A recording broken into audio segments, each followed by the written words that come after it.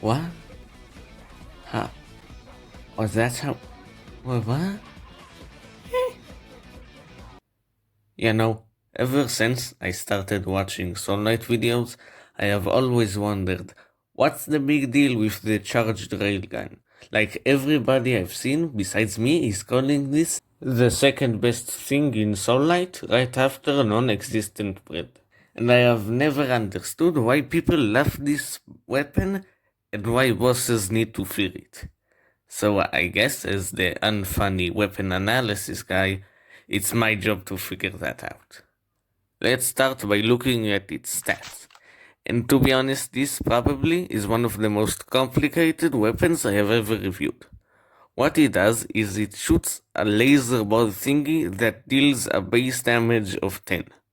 But it has two modes, charged and uncharged.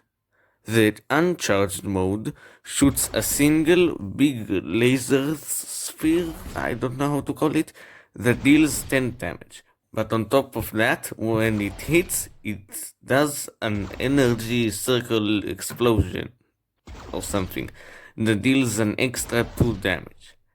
And the charged mode shoots small energy spheres, but shoots an extra one with each field charging cube, each dealing 10 damage.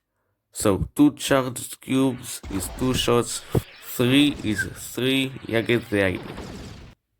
Firing this weapon costs 7 energy. So yeah, we got another energy bar drainer. Time to add it to the pile. If you play Soul Knight, you can already guess the buffs. The laser buff for a bigger blast radius, the accuracy buff, because if it's gonna cost 7 energy, it better hit its target. The charging buff, because you know, and surprisingly, not the shotgun buff, but rather the combo hit buff that gives you an extra shot from the charge mode if you fully charge it.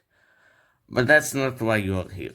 Numbers are all and good, but how does it actually work in a fight? It's time to try it out. What you would expect to do is to charge it up all the way, so you deal 40 damage or 50 with the 4 or 5 shots you get. But that's not how you do it. What you do is you take your railgun, walk up to an enemy, and then spam the hell out of the uncharged mode. Because turns out a heavy futuristic laser railgun is better at being a minigun than a minigun. This weapon can dish out an insane amount of damage, but some of the reasons that make it such a good weapon also make it bad. Like the energy blast radius, blocking you from seeing the shots of the boss. The fact that you have to punch a hole in your screen every time you fight something. The insane energy cost, leaving you with 0 energy and 0 chances of surviving, and the crafting cost that just leaves a sense of you came so close and yet so far. So personally, I don't really find this weapon all that appealing. It has its highs, but it has very deep lows. And it just doesn't really fit with my playstyle. Maybe I can find a similar weapon that fits me more.